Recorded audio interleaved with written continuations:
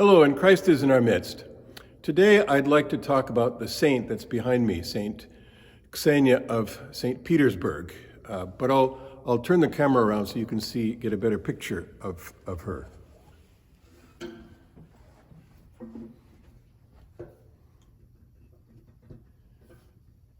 Saint Xenia lived in the 1700s and early into the 1800s. Just about the time of George Washington and the founding of the United States, but far across on the other side of the world in St. Petersburg, which at the time was the capital of Russia. And we don't really know that much about her family, except that they probably were fairly wealthy. She got married as a young woman to an army officer, a major named Andrei. And then there was a terrible tragedy in her life. Her husband suddenly died at a party, and she was left a widow at the age of 26. And so all her past life, the parties, the money, the social life, all of that immediately stopped.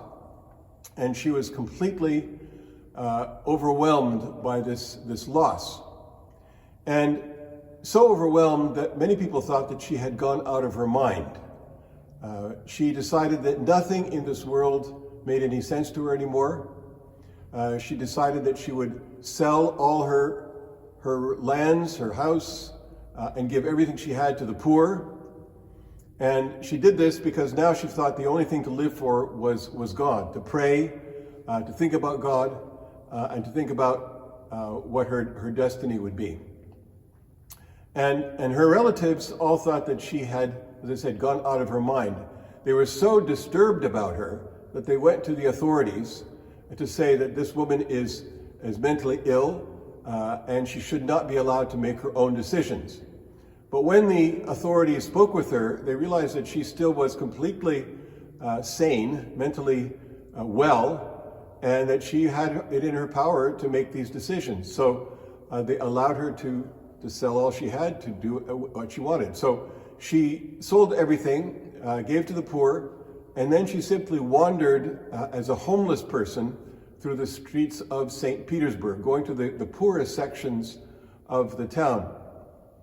And she led a very strange way of life, so much so that now we call her a fool for Christ, because she didn't do anything that seemed normal at all. In fact, even in this icon, you can see that she's wearing what looks like a military uniform.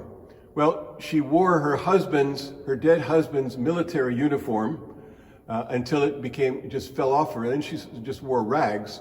So she looked very disheveled and as a very poor person walking the streets of St. Petersburg, and people would make fun of her, mock her, at least in the beginning. She did this for a few years, praying constantly, going to churches, wandering around. And then for about 8 years, she wandered through other parts of Russia, visiting spiritual teachers to get instruction on how to live a better spiritual life. She came back to St. Petersburg and took up that same way of life, walking to the streets, to the poor neighborhoods of the town, going to a cemetery, the cemetery in Smolensk, which is just outside of St. Petersburg. And gradually, people came to see that she was not a mentally ill, homeless person walking through the streets of St. Petersburg, but there was a spiritual light in her.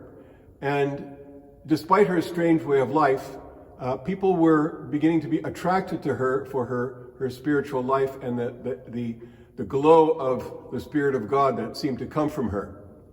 And they would seek her out, and they would see it as a blessing when she came to their homes, or she visited their shops, or she blessed their children.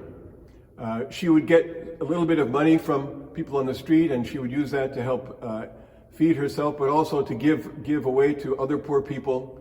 She wouldn't accept any money in the early years, especially from her relatives. She wanted to be free of their demands and the early way of life that she had led.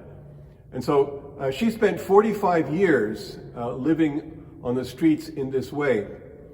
She died somewhere around the year 1820. She was about 71 years old. She was buried in the cemetery that she used to visit in Smolensk. And soon after her death, there was a chapel that was built over her grave, which still is there in St. Petersburg, in Smolensk Cemetery. And people come to her for prayers. They ask for her prayers in times of sickness and sadness and difficulty, and especially people for looking for employment also come to her for prayers. So the strange way of life, our saints have so many different ways of living, and here is one different way of life, a fool for Christ, yet people could see through the strange way that she lived. They could see the Spirit of God that was in her, the Spirit of God, of light, of love, of joy, and they sought her blessing. So through the prayers of St. Xenia of St. Petersburg, may we also learn to devote ourselves to God, to prayer, and to serving people around us. Christ is in our midst.